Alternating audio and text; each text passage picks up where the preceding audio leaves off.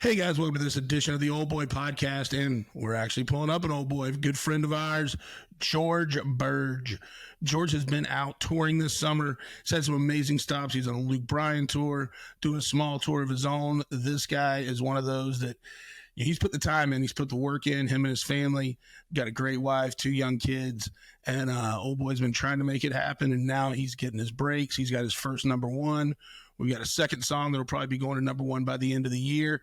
What you're going to get a guy that's super, super humble, really excited about where his career is going, and with a true passion for what he's doing. He loves his music, he loves writing it, and he loves sharing it with y'all. So enjoy this episode of the Old Boy Podcast, and we'll catch you next time. Man, do you hear that? Look at here. They're coming. They're coming. We're going to have a party.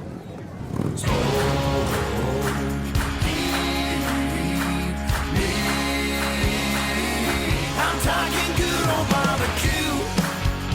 Welcome to this episode of the Old Boy Podcast. I am your host, Chad Ward, and I am joined by a good friend of mine, George Birge. George is up-and-coming music artist. Can't call him up-and-coming anymore. Some bitch got a #1 hit, old boy. And me and George, a little background, we connected about 2 years ago or early in the year.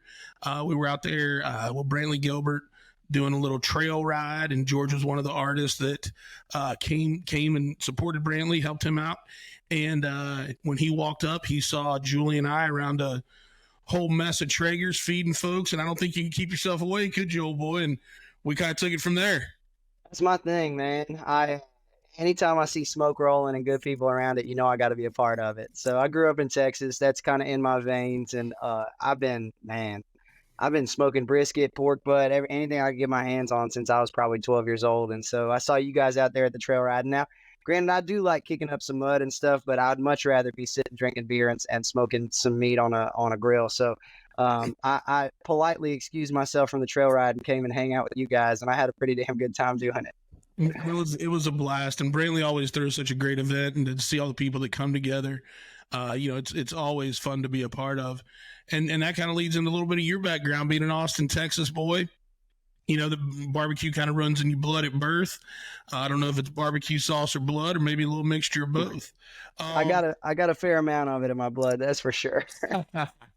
I love it. And so growing up in Austin, I know you were kind of brought to music pretty early. You kind of like, I think, 6th, 7th grade, you kind of started playing around with some buddies? Yeah, man, it's such a cool town to grow up in, right? Like, you got Stevie Ray Vaughan, George Strait, Willie Nelson, like all the greats there. And then, the music scene is insane. The food is amazing, and there were all these hole in the wall bars. So it's like it was just normal to have a garage band in middle school or high school. And so that's what we do. We'd go play in each other's garages, and we'd go watch our friends' bands, and we'd sit in the driveway and watch them play. And then we'd go to the next house, and then our band would play, and then you kind of just hang out. That kind of turned into started playing on 6th Street, downtown Austin, with X's on my hand by the time I was like 14. And it was just like it was a cool city to grow up in because everybody showed up, everybody supported, and it was just like magic. And you don't really know how cool it is until you get out and realize that's like not the norm everywhere else, right? Yeah. Most kids aren't 14 playing bars in Tampa, Florida. Yes. Yeah, man. Well, another cool thing was like the culture there was original music. So, I mean, most of the times if you do start a middle school or a high school band, you're playing cover songs, right? You're learning ZZ Top or whatever. And the culture was just kind of like you write your own songs, and even if they suck, it's like, you say what you want to say, right? And so it was like it taught me how to tell stories and like taught me how to connect with people. And like first 1,000 songs I wrote were horrible, but it was like that was the biggest blessing I ever got, was like I learned how to write a song and learn how to connect with people from growing up down there. And then get a little bit older, go to college, and then you start drinking when you're playing, and that adds a whole new level to it. And we started a little rowdy bar band out there, and that was fun. I had it was just like a bunch of my buddies from work, and after work we would go to a hole in the wall bar called the Rattle Inn, and we started just like selling tickets, and next thing we know, it was sold out every time we played. Not a huge room, 400 people or something like that, but enough to make a little bit of noise.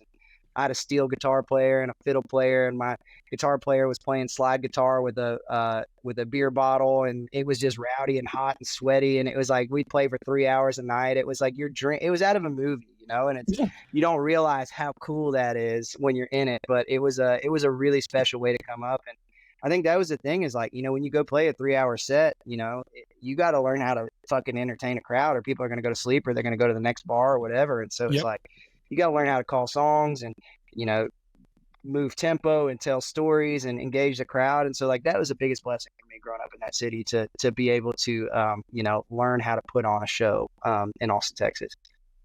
No, and that's amazing. The fact that 13, 14 years old, you're writing original music. Like that's, you know, I know guys that as adults have, you know, a problem with that, but to start young, and like you said, who cares if they were dog shit? You know what I mean? It was getting those reps in. It's like I tell people all the time when it comes to barbecue, like, man, your food's so good. And I'm like, it's just where I've put my reps in life, right?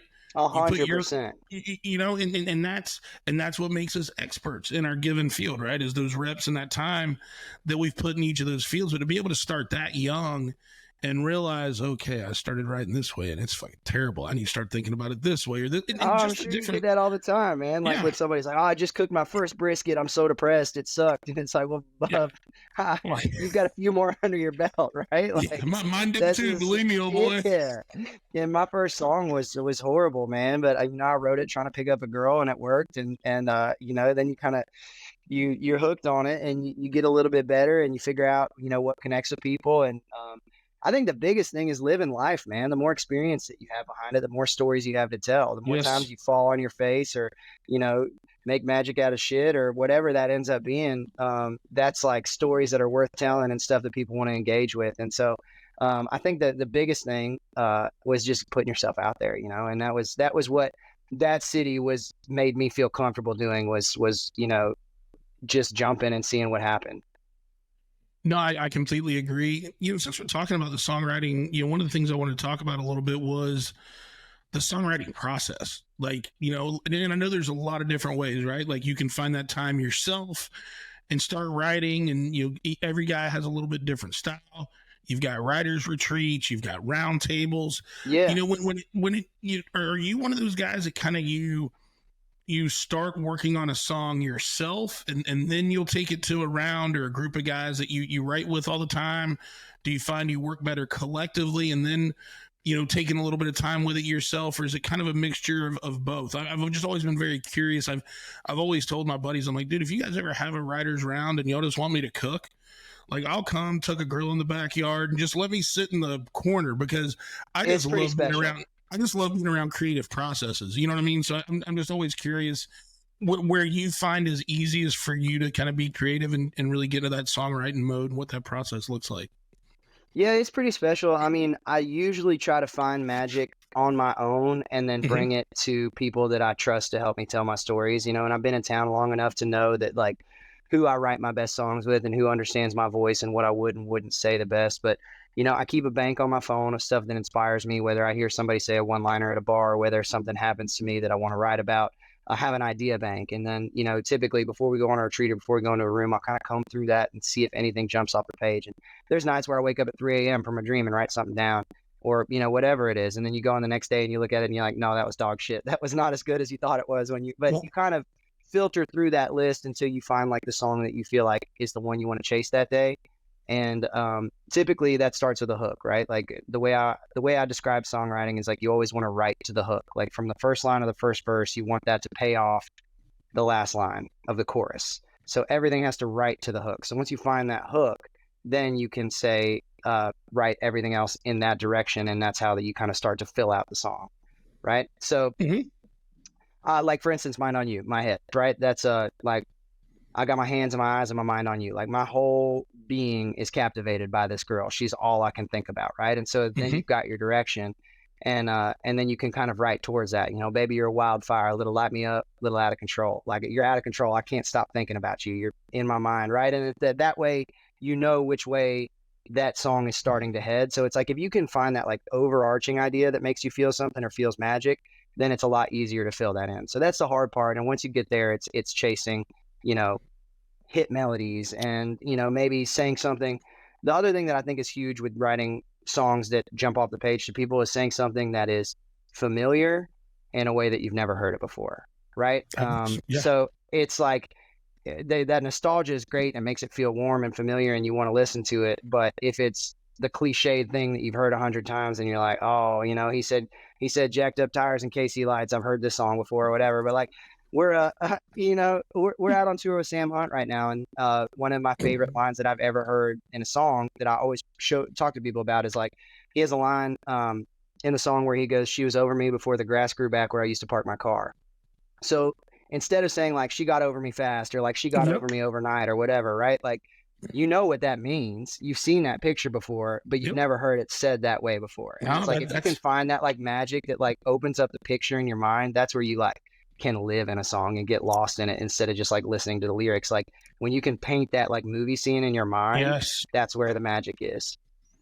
You know, I think about that with so many songs, and probably one that just sticks, two of them that actually stick out to me. One is Jamie Johnson, In Color. Like you listen to that song and you're driving and it's like, fuck, I need to pay attention to the road, because in my mind I'm just seeing it all play out. And then I believe it's Almost Home. Is that Rodney Carrington? Oh my gosh, Almost Home is unbelievable, man. Another one of those songs. Craig Morgan, I think it was. Morgan. Yes, sorry, man. Yeah. But just like out of a cottonwood tree. Yeah, man. Yeah. But just that imagery that you create through lyrics, and that's weird, right? Word creating vision, but it does. And then when you tie it all in with a hook, and I mean, you know it, obviously, Mind on You. I mean, it's really cool when you see all that come together. And then when you start seeing people, you know, slowly lip it and then start, you know, hey, there's 10 people singing it back. There's 20, there's 100, there's 200. You're like, okay, man, maybe we're fucking on. And at the same time, it's going up the charts. You're like, that was the most insane feeling in the world, man. And people proposing to it, people dancing to it at their weddings, people saying that it was the song that they sent a girl they had a crush on that made them be their girlfriend. You know, it's like when people start using that music as like the soundtrack of their lives, that's when you start to realize like the impact that music has for everybody. I mean, that's the reason that I fell in love with music in the first place, is because like as a kid, that was my escape, man. Like, you know, and as kids, right, like we're all moody and we all think we got it harder than we do, and we all think the world's against us when we're little teenagers with all this you know, hormones running around. But that's what music was for me, man. That was my escape, and that was like where I felt heard and seen. And it's like, if you can help create that for other people, that's where like magic is. And that's what was like drew me to music. And instantly it was like the storytelling. So I fell in love with the songwriting part in the beginning, right? And it's hard because, you know, I've written songs lyrically where I felt like I can't tell a better story than I told in that song, but the melody sucks, right? And it's like, and then I've written songs where it's like the melody is a first listen, feels so easy, but it's got no weight to the lyric. And it's when you can find a way to marry those two, that's where the magic is. And that's why we write a song every day, trying to catch the one that's like catching lightning in a bottle. Because you write 100 songs to cut one, you know, you write 100, cut one, write 100, cut one, because that's kind of the standard. And it's such a like intensive process recording music, both like time wise, schedule wise, budget wise, that like you only want to record stuff that you think is going to push your career in a right direction, right? And so it's like I've gotten to the point where I'm like very, very picky on what I pick to record these days, because if I'm going to put something out with my name on it, I want to kind of, you know, represent that brand and right in a direction. And I think more than anything, as an artist, as I've grown lately, I feel really comfortable in my own skin. Like I know who I am. I know what I would say. I know what I wouldn't say. I know how I want to say it. And I also, for the first time, feel like I know who my fans are and I know what we connect over. And it's like learning how to tell those stories that like that resonate beyond just me, right? And so that's where it gets really fun. It's a cool deal, man. Proud sponsor of the show, Trollco Clothing. Love what the brand's about. It's all about supporting that blue collar worker. You know them for their trademark shirt and hat, dirty hands, clean money. It's not just a slogan, it is a lifestyle. Go visit trollcoclothing.com and use my discount code OldBoyPodcast for 15% off. No, I love it. And you know, and one of the things kind of in looking at your journey, you know, I think a lot of guys, you know, you kind of come on the scene, Mind on You, you know, good looking guy. You kind of think, oh, he just kind of walked into Nashville.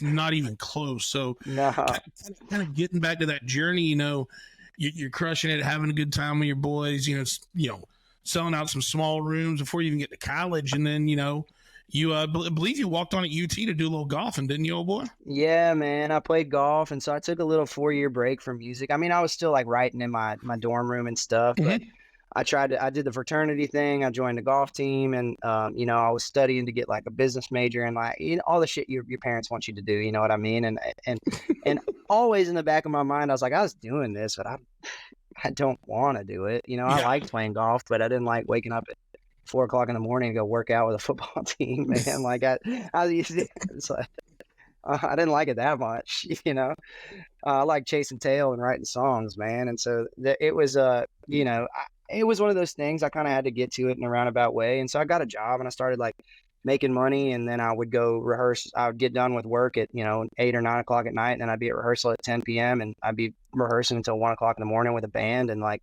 I wanted it bad, man. And so it's like, I never paid myself from any shows for the first 3 years. I was buying gear, buying trailers, just everything that I did was going towards building this thing. And I look back at that guy now and I'm like, man, like, what the hell were you thinking that you had a chance of making this, right? Like, because we've made it to the other side, but now I know what the odds were, which are like less than 1 in a million. You know what I mean? And I just had this whatever like blind belief that it was going to happen. And I just got knocked down time after time, right? So like I did that. And then I got a record deal. Big Machine Records saw me. They flew down to Austin. They heard the buzz. They signed me to a record deal. I had that deal for a year. Didn't take off. I lost my record deal. And then we went and shopped. I got another record deal, and I ended up signing with Toby Keith for 5 years. And we chased it. And, still you get a record deal, but you're not on a tour bus. You're not playing sold out shows. It was a van and trailer. And we were playing to 50 people a night. And it was, just rubbing pennies together trying to make it. And so it was a really, really rough go, probably the first 7 years of being a signed artist, man. And meanwhile, I'd gotten married. Had some little babies at home. And I remember I'd idolized Eli Young Band coming out of Texas. They were like the guys to me because they were the first ones I'd seen make it from that Texas country to the national stage. And, so many hits, Even If It Breaks Your Heart, Got a Little Drunk Last Night, Crazy Girl, like, man, just... And so, like, I love those guys, and they asked us to come out on tour with them and open for them. And I thought that was the coolest thing in the world. And this is probably 8 years ago. And I get up on the bus with Mike after the show, and he was like, hey, man, it was a really good show. And he's like, and you're a really good singer. He's like, you got a lot going on. He's like, you just, you need somebody to take you in a back alley and beat the shit out of you. And I was like, what? And he was like, you need to live a little bit, man. He was like, you need to fall on your face. Like, he's like, you need to get your ass kicked. He's like, you need to make some big mistakes. Like, he's like, it's too clean right now. You need to have some stories to tell. And I remember I fucking hated him for saying that at the time, right? I was like, this guy is a dick, right? And then fast forward, 5 or 6 years, I did fall on my face, and I did sleep in every Motel 6 in America. And I did, wake up with, flat tires and, smoked cigarettes on the side of the road when my van broke down and, play 100,000 10-person rooms and all. And then it kind of hit me. It was like, hey man, like these songs have a little bit more weight now because like I've lived them, like I've been around that. I get it. And now Mike and I are great friends and we talk all the time. And he was so right at that because it was like, it's like, you got to rub some dirt on it a little bit or people won't believe it, And there's guys that move to town and get that golden ticket, like right out that have, never played a show before and they blew up on TikTok and they, all of a sudden they're playing sold out shows every night. And everybody's got their different path. And you know what? If I would have gotten that path, I'd have taken it and been incredibly thankful for it too. But the way that it worked out for me, I'm actually really glad it did because, I'm forever grateful for, the hours that I put in on the front end of it. And now that we are on a tour bus and we are playing these big shows and we do have hits on the radio, it's like, I'll never take that for granted, which is really cool. We talked about Brantley, he was one of the first big guys to take me out on the solo side of things. And, way before I deserved it, man. I didn't have a song on the chart. I had just signed with a startup label. I was their first artist. I was like, I was greener than new grass. And this was after I'd had 2 failed record deals on the band side. This was like my last ditch effort. And Brantley calls me. He's like, hey man, he's like, you ever played Red Rocks? And I was like, no. And he was like, do you want to go play it back-to-back nights? And I was like, fuck yes. And he had me out for a residency at Red Rocks.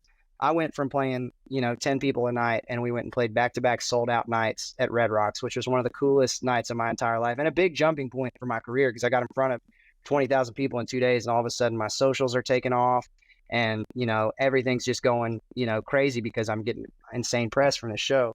I'll never forget the first night. I'm pure adrenaline, had the best night of my life playing Red Rocks. I kind of borderline blacked out because it was just so much going on. And I'm standing side stage to watch Brantley, and Brantley will take a cigarette break in the middle of his set. And so it's sold out. People as far as you can see, the stars are out, either side of the Red Rocks boxing us in. It sounds like the heavens coming down. And Brantley walks side stage while his band's doing a little interlude to take his cigarette break, and he lights up. Takes a big puff, and he looks over at me and goes, "Pretty fucking cool, huh?" It's like, yeah, man.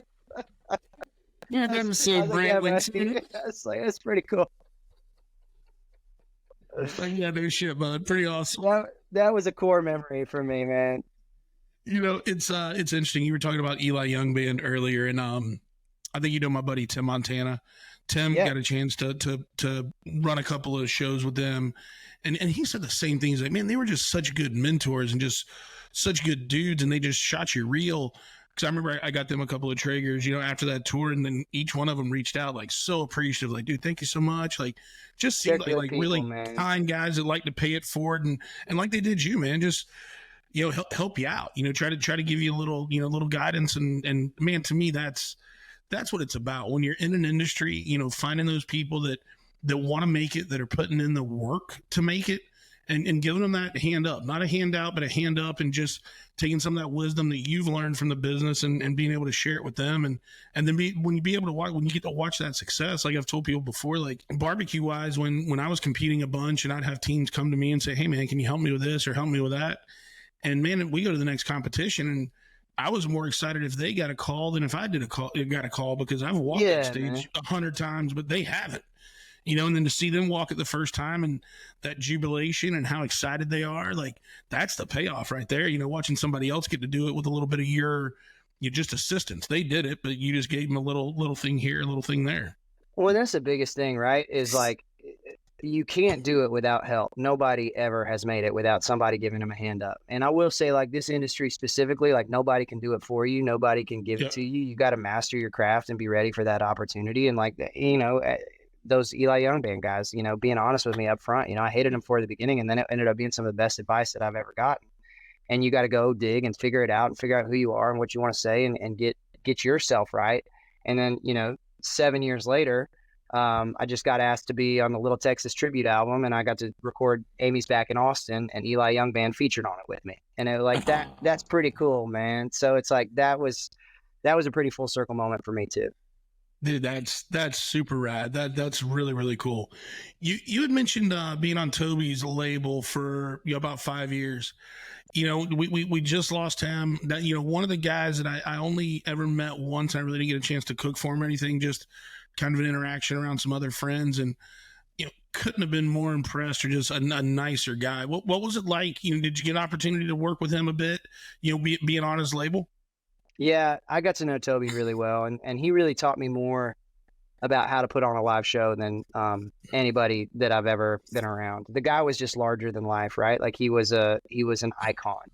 And like I said, I'd grown up playing smoky bars for 400 people or whatever, but that's standing behind a microphone for 3 hours. It's totally different when you get on a stage in front of 30,000 people. And the back lawn is having to squint to see you. Like and the stage is 100 feet wide, right? Like that's a totally different show that you have to learn how to put on. And Toby would have me on the bus every night and tell me stories and about, how he had learned how to write songs and times he'd fallen on his face, and, all of this, like just learning how to command a crowd and being honest and being real and not chasing. I think him telling me about not chasing sounds was like one of the biggest turning points in my career, because all of us are guilty of it. You get to town, you see somebody famous, you see somebody, having number ones and hits, and you want that. And you're like, well, maybe if I sounded a little bit more like this, or like maybe if I looked a little bit more like this or tried this, then maybe I would have that kind of success too. And that's poison, man. And it's like, you're never going to be somebody else better than they are themselves.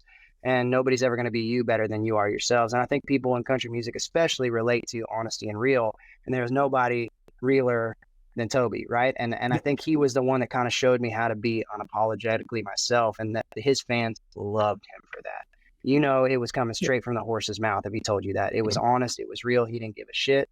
And I think one of the coolest things I ever heard Toby say, he's a huge supporter of our military. He was a huge supporter of teachers and nurses and frontliners and everything.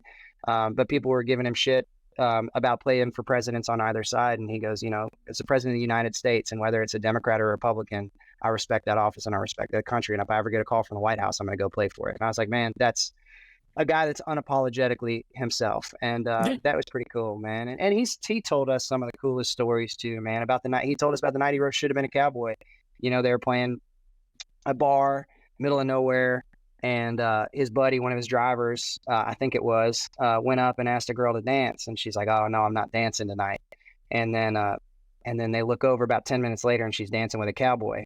And they go, oh, man, you should have been a cowboy. And then Toby went back to his room and wrote that song in about an hour afterwards. And it's like, man, just hearing the magic between that kind of stuff is like, man, it was one of those things that it was just, it feels normal when you're in it. But then you kind of zoom out a little bit and, you know, playing for 30,000 people every night with one of the Hall of Famers best to ever do it and getting to be on the bus and hear stories and play guitar with them and trade songs and ideas. Like I was very blessed to have gotten to do that. Well, and the other thing too is like, he's one of those like Aldine, you know, Zach, like not just a great artist, but like puts on a show. Like, yeah, like get you like, you know, there's a reason he was Entertainer of the Year, you know, many times. Like he just really kind of brings you in, you know what I mean? Like, and there had to be something about watching that happen and trying to glean from that a little bit too on hey, you've got him there, and I, you know, and I feel like I can get him here, but Toby can get him here, you know, like how was he doing that? The cool part about him was he didn't have to go like jump around or you know, climb rafters or like use all these theatrics to do it. He just walked out there like he was Superman, shoulders back, like he was 10 feet tall, and he'd look the crowd dead in the eye with just a little wry smile. And from that first boot stomp, they would lose their minds. You know what I mean? And that taught me a lot about like, if you're scared of a crowd, they're going to eat you up. But if you walk out there with your shoulders back and tell them, you know, daddy's home, they're going to love it. And that's what he did, man. It was the coolest. Or like, I'll tell you one of the most, and I know you're a big fan of him, your parents are a big fan of him, but like one of the most impressive concerts I ever went to was George Strait. Early, like for me, early, like this was like summer festival, and this is like when Chesney's like first blowing up, like when that 4-year period where every summer anthem was fucking Kenny Chesney, like that period. Yep. And George comes out there to headline the festival. And now you've watched Chesney run from this side of the stage to that side. Like you said, the whole rafter, like he's done that show. And takes about that 15, 20-minute intermission. And here comes George Strait with a fucking stool and a guitar. You know what I mean? And it's different for everybody, but if you own it, and that's the thing. It's who you are. Say, yeah, it's and in my opinion, he's on. I mean, there's a reason they call him the king, man. That voice, and he just oozed swagger and coolness, man. There wasn't a thing that was going to bother him, and just, you know, silky. He's a goat for sure. Well, you know, that's the kind of guy that can walk in a room and have the softest voice with the biggest impact. Yeah, absolutely. You know what I mean? Man. And he's all of 5'8", 5'7". You know, he ain't a huge guy or anything, but he's larger than life when he's on stage. Yeah, going back to Toby for a second, I heard briefly of this and doing a little research for our discussion. This really cool story about one night on a tour bus, you, Toby Keith, and a guy that nobody fucking knew yet named Post Malone. Like this is pre-White Iverson. Yeah, it was. Actually, I think White Iverson was just hitting at the time, so he had just kind of made a name for himself, but I also wasn't super familiar with that world. And so we got on stage and my agent comes and taps me on the back. He's like, hey man, that's Post Malone coming up on the bus to hang with you guys.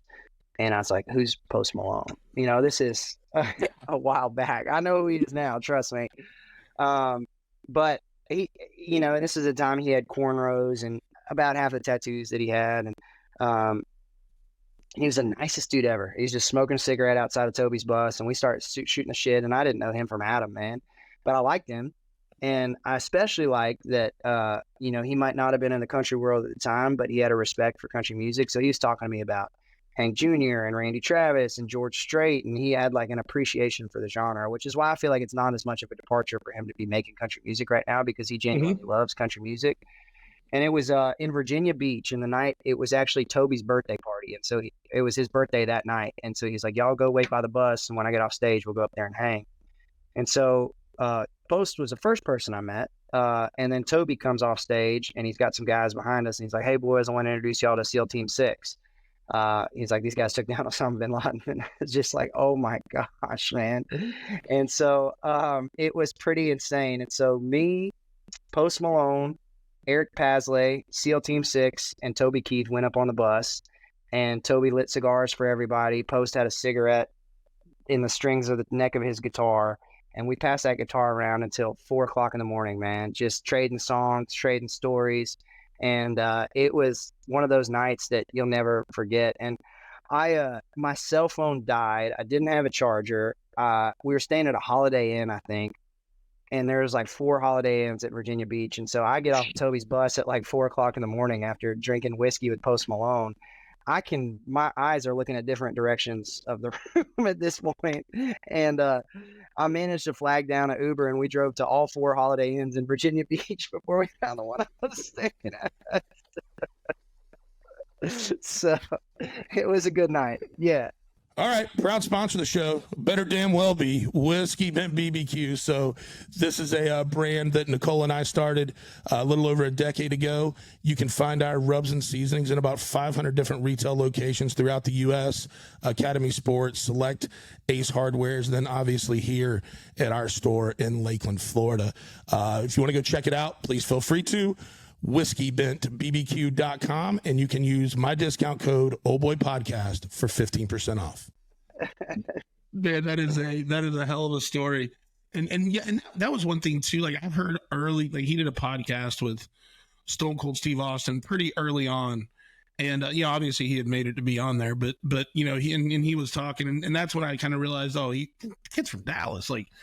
Yeah. And I remember even saying then, like, just hearing him talk about it, I'm like, I wouldn't be surprised if this guy did like a Darius, like went and crushed in another genre and then like, all right, prove that I really have a passion for this. Let's go see if I can make it there. You know what I mean? Yeah, he's not playing costume country. You know what I mean? Like he gets it. He grew up, like he knows the greats. Like he's got a respect for the history of the genre, and like dude's a songwriter, man. Like at the end of the day, he's a hit songwriter. He can make people feel something, and it's like you can't deny that, man. I think we're lucky to have him in the genre because country has quickly become the genre out there. It's where everybody wants to be, and it's like, I think the more eyes we can get on the music that we love, the better. And it's like, and yeah, he is making some pop leaning stuff, but he's also making some like twangy, like Hank Williams Sr. like kind of stuff too. So it's cool. Yeah. My thoughts are like, I think he's going to have that, like the one with Morgan, what he's doing with Blake, kind of like you said, a little poppy-ish. But like, I think like there's going to be an album where it's like, you get, like you said, some George Sr., some Conway, Twitty, like some old souls. Cause he's just that kind of guy that like, and I think he can go there depth wise as far as like what he can do with his voice. I think his album, I think it'll be pretty amazing. I think it leans back to what we were talking about early, man. It's like if you've lived, like if you've been through some shit, if you have stories to tell, you can write real music. And that guy has seen a lot, Absolutely. No, that's super cool. So, you're out in Nashville. You sign with, I believe it's who you're with now, right? Record Nashville? Records, yes, sir. So you were the first guy to sign with them. Well, they had done some early stuff, but that was the first like big push over there. Yeah. So how and how was that? That had to be interesting, like jumping on board with something rather new like that, but also realizing like you said, like I feel like this is kind of my last chance. Like this is the last run I'm going to make at it. Let's go hard, doing it solo. So maybe there wasn't as many hesitations to go with someone that you were their first big investment. But also at the same time, it's kind of nice too, where you're like, all right, I know all egg in that basket. They're going to really invest and spend time with me. Yeah, that was a cool feeling. And that was a big part of me going there too. I actually had a bunch of hesitation about even playing music again. I'd been very blessed in my experiences, but I'd also fallen on my face so many times, and I'd had so many failed records, and the band thing wasn't working for me. And I was, there were times where I was being pushed into making music by A&R and executives that I didn't love, and it's when when people are signing the check, it's like, you kind of are at the discretion of what they want you to do. And that was why I ended up kind of being solo for a minute anyways. And so, you know, I started posting some music on social media, just me. And I, at the time, had like relegated my career to saying like, hey, I'm just going to be a songwriter now. Like I've eaten a lot of dirt as an artist, and I think that I'm ready to kind of just hang up my boots. And so I started posting some of my songs just as a songwriter, and I, you know, had some stuff go pretty wildly viral. And I had every record label in town chasing me for a solo deal, which is a really flattering feeling. But I'm also like have so much scar tissue at this point where I'm like, do I really want to start from zero and do this again? Right. And so when I went and took these meetings with the majors and was figuring it out. And the first thing I would ask those guys is like, how many artists do y'all have in development right now? You know, because a lot of major record labels, what people don't see is they'll sign 10, 20 artists, throw them against the wall, see if they stick. And if they don't, it's on to the next one. Right. Yep. And that's a really, really tough place to be in. And that was the answer I was getting from a lot of these guys was, you know, they've got 17 artists in development or whatever. And, you know, that puts you in a spot where you're not getting attention. You're not getting the pushes. Like it's a little bit tough to figure out. And so that was when I talked to records, and they were boutique and they were startup, and they had no other artists, right? It was pretty much just me and one other guy over there. And so I felt like I was going to get a lot of attention. The first thing they asked me was, hey, who do you want to tour with? What kind of album do you want to make? Where do you see yourself in 10 years? Not just like, how can we make this one song that you have popping off go viral more? You know, it was more like longevity stuff. And that was exciting to me because I felt like they saw something to build a foundation with, like a flagship artist. And so even though it was a much more of a long shot and they had a lot less like weight to throw around as a startup label, I felt like, you know what, if we're going to go to war together, like I want somebody that wants it as bad as me, you know, somebody that's not going to eat if I don't make it, you know, if I'm not eating, they're not eating, you know what I mean? And so I rolled the dice on that, and it was the best decision I ever made. You know, I started with one person promoting my records and, you know, 2 people in the New York office, you know, running corporate. And now we've got a 10-person team in Nashville. And they were just every 10 spots we'd move up the chart, they'd hire somebody else working the record, and they'd hired somebody else. And, you know, now we're a full service record label. You know, we just had a #1 in January. We're on our way to our second #1 right now. They've signed a bunch more artists, and every label in town is now looking at us and saying, how the hell did y'all do that? And how do we keep up? And the only thing I can say is like, we're the hungriest label in town, man. It's like, we weren't like, there's no, like failure was not an option on this, or none of us are eating, you know what I mean? And that was a cool place to be.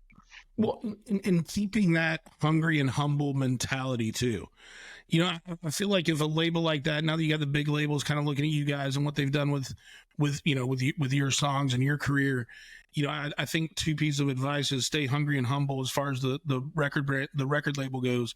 And the other is, remember why you've been successful. They let you be you and sing the music you want to fucking sing because it resonates with you. Exactly. And I think any record brand that is true as fuck and authentic to that is going to win in Nashville right now, because there are so many artists like you that are want to do what is authentic to them and what evokes emotion to them and what connects with fans, their fans, you know, and having that ability to do that and have a little room to play and make it happen. I feel like you just don't get that, you know, walking down through all the big agencies as much anymore. And it's a scary thing, right? Because it's not a proven path. You haven't, well, I don't know if this sound works because we hadn't seen it work before. I don't know, but it's like being honest to yourself and fearlessly chasing it is the first time that it ever worked for me. And it was the thing that took me the longest to have the courage to do. So interesting thing I found in my research is Colt Ford was pretty big in your career. Colt Ford had a pretty Absolutely. good. And for me, what was funny is the first musician I ever cooked for was Colt Ford. And so I found that it's kind of funny. Great guy. He was playing, I think, over in Tampa, and he used to get all of his boots made over here at Way Out West, which is kind of between Lakeland, where I live, and Orlando. And a buddy of mine had cooked for him a couple of times, Jimmy Brode from Everglades Seasoning. And Jimmy's like, man, he's like, I need to cook for Colt Ford, but my boy's got this ball tournament and I can't do it. And he's like, you know, my next best option would be you. And I'm like, dude, at this point, I'm like, I'm just competition cook, man. I don't cater. Like he's like, dude, he's like, cook for like you would for your friends. He's like, it's 10 people. He's like, cook like you would for your family. And we took it over there while he was getting fitted. And man, him and his band couldn't have been nicer, more humble, down to earth folks, and He's just the real deal, sweet man. soul, man. And he loves him some barbecue too. So I know Wow. you made his day with that. But yeah, man, Colt was the first person in town to reach out to me and tell me that I was good enough. You know what I mean? And to have somebody of that stature believe in you gives you the confidence to believe in yourself. And he was a big part of me chasing it after I had lost my first 2 record deals, and a big part of the reason that I'm here today. And half the people I know in this town were introduced to me by Colt saying, "Hey, this kid's going to be a star. You should, give him some time." And without, we talked about hands up, like without that, like who knows where the hell I'd be. And so the biggest blessing for me was I was able to bring Colt in when we had the Mind on You idea. I called him. I was like, "Hey, come write this with me." And so Colt and I actually wrote Mind on You together. And now he's a songwriter on my first #1 song, which is blessing both of us in a pretty unbelievable way. So that is the best feeling in the world, because I wouldn't be here without him. And so to be able to share a little success on the other side with him is such an incredible feeling. How's he doing right now, George? I apologize. I've been busy, so I hadn't been able to keep up with his recovery. I know last time I looked a couple of weeks ago, it seemed like he was doing a little bit better. Do you know? Yeah, he's beating all the odds right now. So Hell yeah.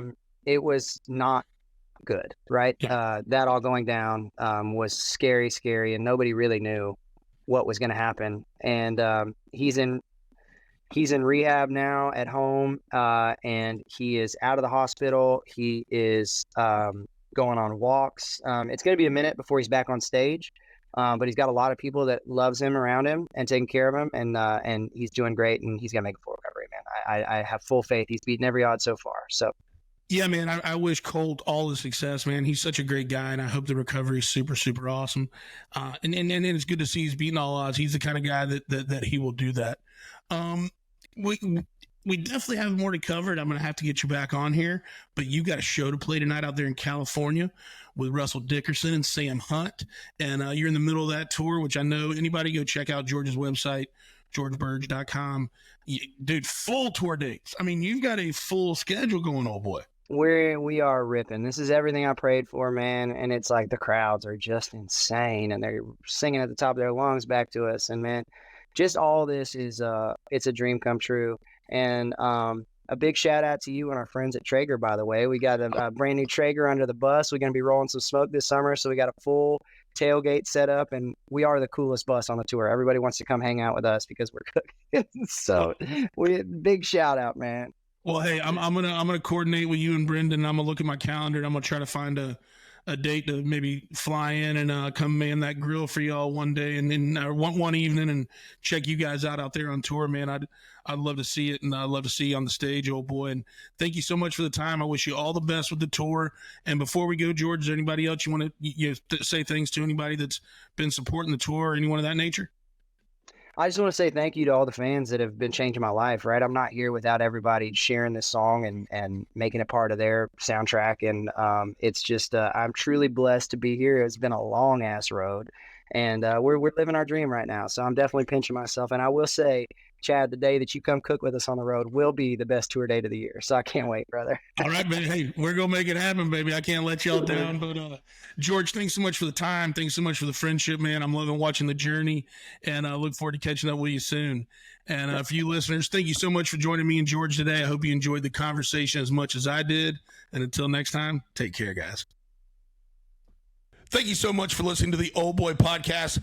Please subscribe, like, set your notifications, whatever you got to do to make sure you're getting the latest episodes. Also, feel free to go back, whether it be YouTube, Spotify, Apple. Get some of the past episodes, check those out, and always feel free to check out our socials, Old Boy Podcast. Thank you so much.